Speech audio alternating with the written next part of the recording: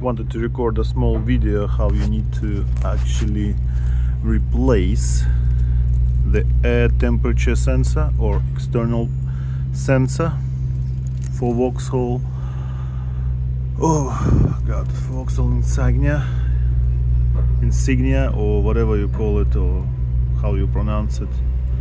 Tell me that if I'm right or not. Yeah, so this is the actually plug for it. It goes here, if you could see. Yeah, from the other side you need to take off the panel. It's actually easy to take it off. You just need a plastic, I would say, plastic tools to do that. Yeah, so I bought a new sensor.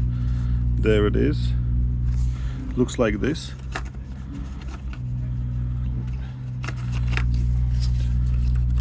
Very small, but you need